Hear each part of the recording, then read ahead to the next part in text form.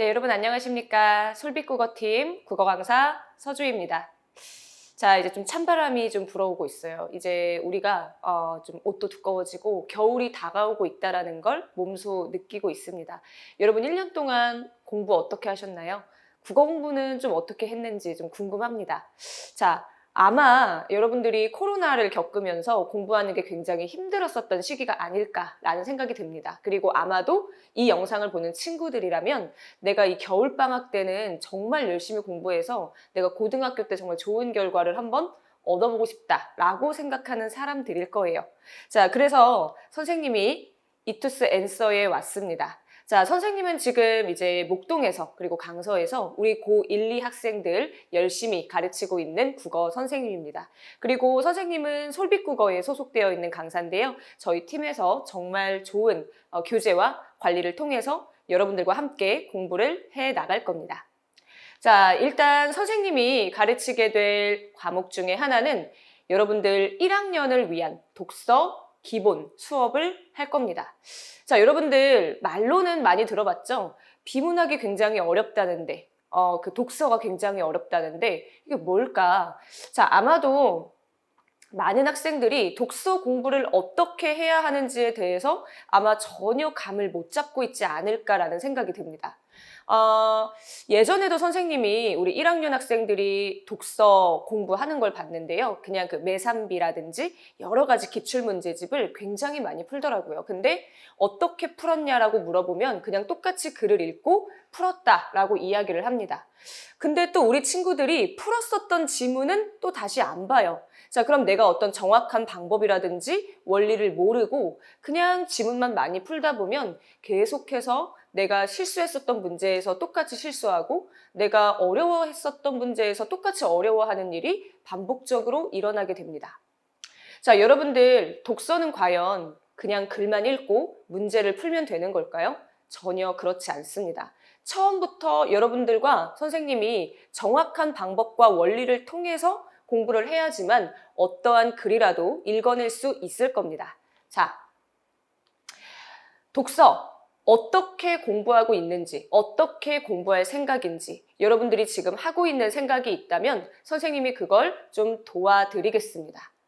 자, 일단 선생님과 수업을 하는 친구들은 기본적으로 어떤 거에 대해서 공부를 할 거냐면 수능 독서가 무엇인지, 그리고 수능 독서에서는 도대체 무엇을 우리에게 요구하는 것인지에 대한 원리와 그리고 글을 읽는 방법에 대해서 선생님과 함께 차근차근 하나하나 공부를 해 나갈 거고, 여러분들이 글을 읽으면서 반드시 체화해야 하는 것들에 대해서 같이 연습을 해 나갈 겁니다.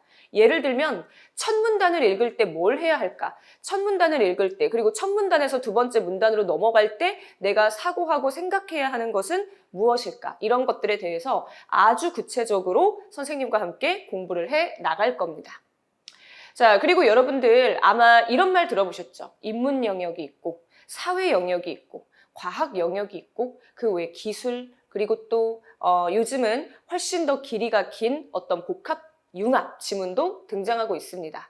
자, 여러분들 혹시 이런 글을 읽을 때 글에 따라서 그 영역에 따라서 사고해야 되는 부분, 문제를 풀 때 조금 주목해야 되는 부분이 좀 다르다는 건 혹시 알고 있나요? 자, 여러분이 절대로 똑같은 방식으로 그냥 글을 읽고 문제를 풀면 안 됩니다. 그래서 선생님이 자, 인문 영역 지문이 나왔을 때, 그리고 사회 영역 지문이 나왔을 때, 사회 영역 지문에서 우리가 너무나 힘들어하고 싫어하는 경제 지문이 나왔을 땐 또 어디에 주목해야 하는지, 법 지문이 나왔을 땐 뭐에 주목을 해야 하는지, 과학 영역이 나왔을 땐 어떤 과정에 따라서 글이 펼쳐지는데 어떤 식으로 내가 밑줄을 긋고 선지를 확인해야 하는지, 이런 것들에 대해서 꼼꼼하게 선생님과 공부를 해 나갈 겁니다. 자, 그리고 여러분들 혹시 글을 읽으면서 이런 적 있나요? 첫 문장이 계속 읽혀요. 갑자기 난독증이 와요. 그래서 실전에서 내가 제대로 글을 못 읽을 수가 있어요.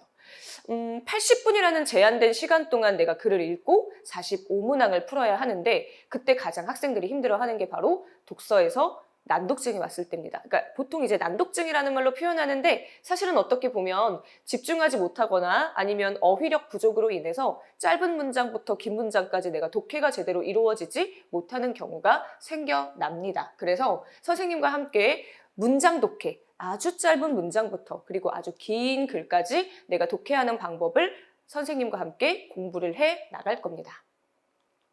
자, 그리고 수업만 하는 게 아니고 여러분 이제 수업 후에 여러분들이 제대로 공부를 했는지 선생님과 함께 점검을 해야 하잖아요.